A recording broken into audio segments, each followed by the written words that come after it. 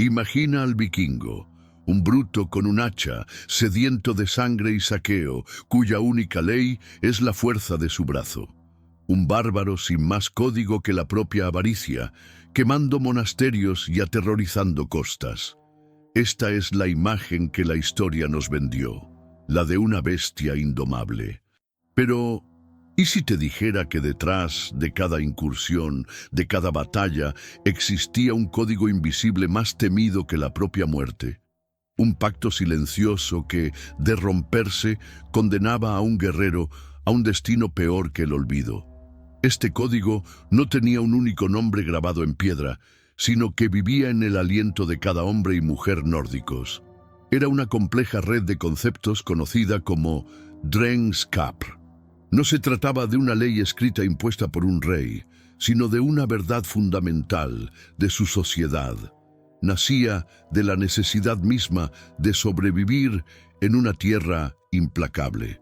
Para un pueblo sin un estado centralizado, la reputación, el honor y la palabra dada no eran virtudes poéticas, eran la moneda más valiosa, el pilar que sostenía a toda la comunidad. El Drengskapr era en esencia la medida de un hombre. Abarcaba la valentía en la batalla, sí, pero también la generosidad con los aliados, la hospitalidad con los extraños y, sobre todo, la honestidad en los tratos. Un hombre con un gran Drengskapr era alguien en quien se podía confiar, un líder nato, un pilar de su clan. La sociedad vikinga, lejos de ser un caos anárquico, se organizaba en torno a estos pactos de lealtad personal.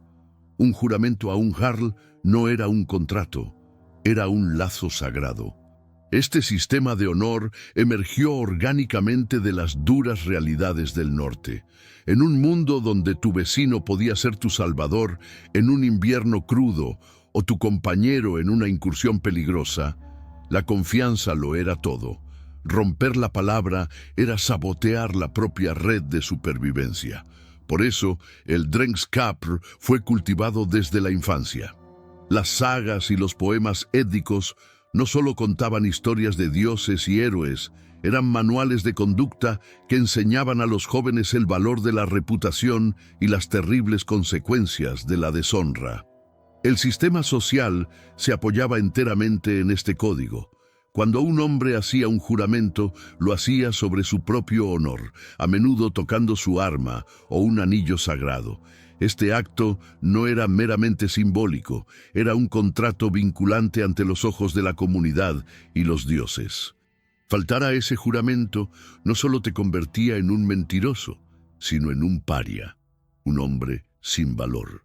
Los jarls, los líderes de los clanes, no gobernaban por derecho divino, sino por la fuerza de su Drengskapr y su capacidad para atraer a hombres de igual valía. Así, este código se convirtió en el regulador invisible de la sociedad. Definía quién era digno de liderar, con quién se podía comerciar y a quién se debía seguir a la batalla. No era una opción, era el núcleo de la identidad vikinga. Ignorarlo no era simplemente una mala decisión, era un suicidio social. Un hombre sin honor era un hombre sin clan, sin amigos y, en última instancia, sin futuro. Estaba, para todos los efectos prácticos, muerto en vida, un espectro errante en su propia tierra. La aplicación de este código era tan pragmática como brutal. La peor condena para quien rompía su juramento o cometía un acto deshonroso no era la prisión, un concepto casi inexistente, sino ser declarado skogangr o lobo en el bosque, un proscrito. Esto significaba que cualquier hombre podía matarte sin temor a represalias. Tu vida no valía nada. Estabas legalmente fuera de la sociedad, cazado como un animal.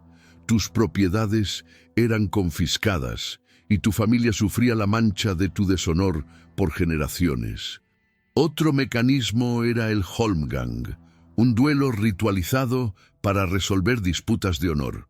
Si un hombre acusaba a otro de mentir o de haber mancillado su reputación, el asunto se zanjaba en una pequeña isla o un área designada.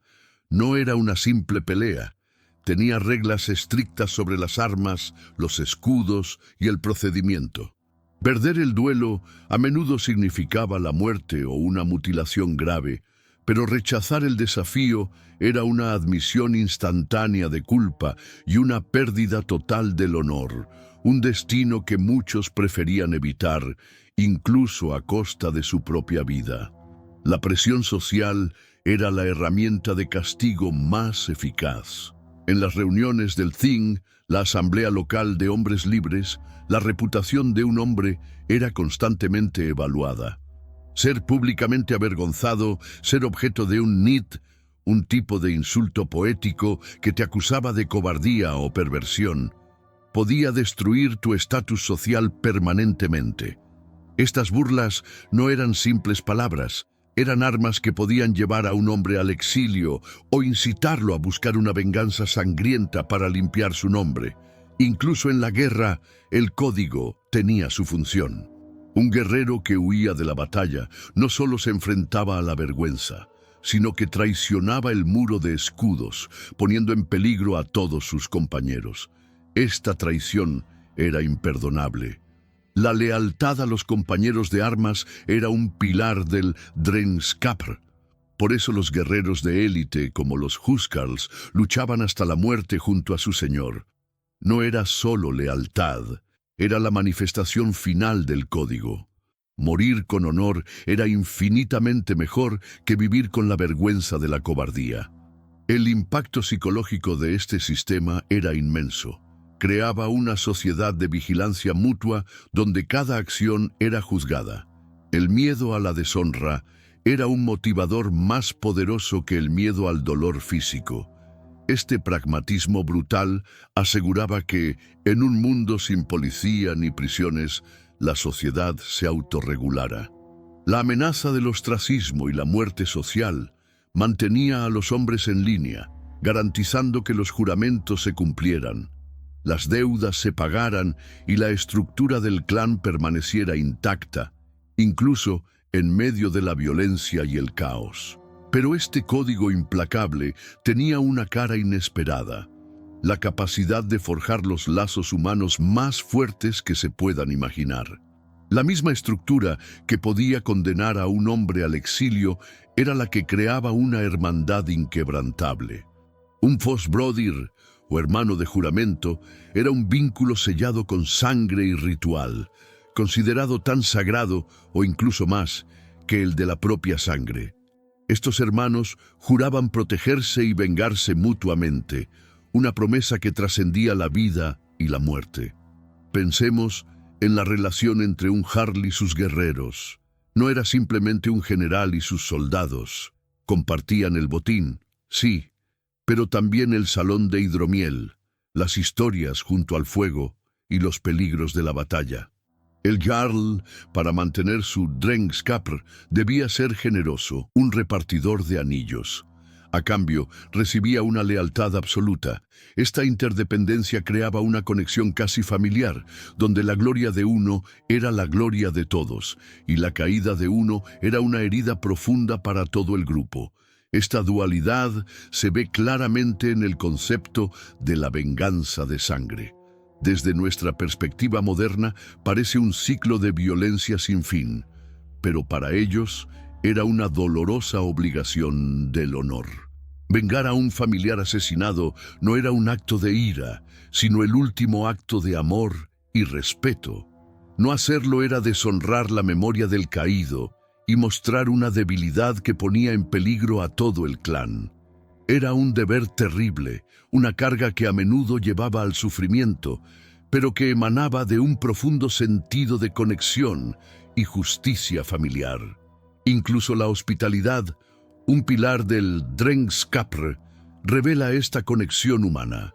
Un viajero, sin importar su origen, debía ser recibido, alimentado y protegido durante 3 noches.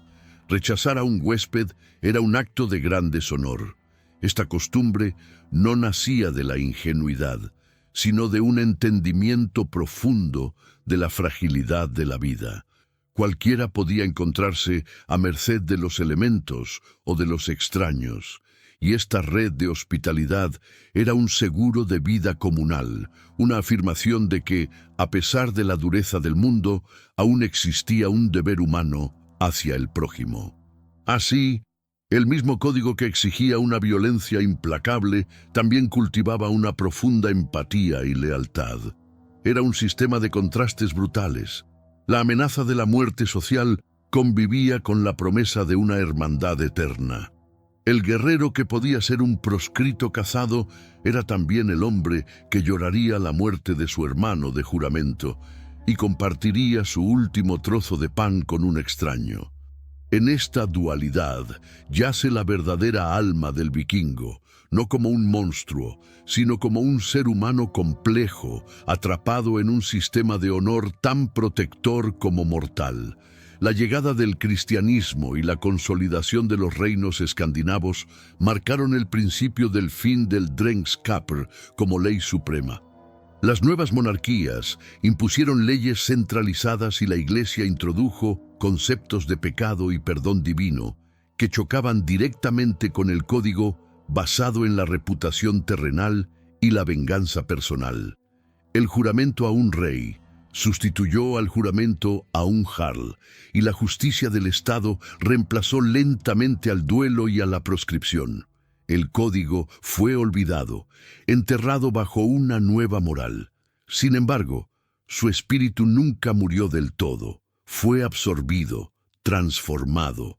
El concepto de que la palabra de un hombre es su bien más preciado, la idea de una promesa inquebrantable, resonó a través de los siglos.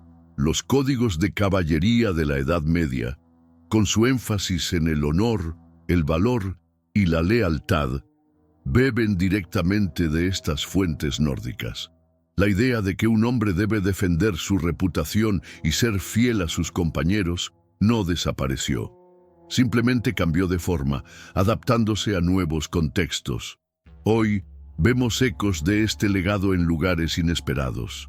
En la cultura escandinava moderna existe un fuerte énfasis en la confianza social, la honestidad y la igualdad, conceptos que se conocen como la ley de Hante, una especie de código social que, aunque diferente, comparte la idea de una norma comunitaria que regula el comportamiento individual. La palabra inglesa law, ley, proviene directamente del nórdico antiguo lagu. Nuestro propio sistema legal es en parte un descendiente lejano de aquellas asambleas al aire libre. La historia del Drengskaper nos enseña una lección poderosa. Las sociedades, para sobrevivir, siempre crean códigos que van más allá de las leyes escritas. Nos muestra que detrás de la imagen de bárbaro, a menudo se esconde una compleja estructura social diseñada para la cohesión y la supervivencia.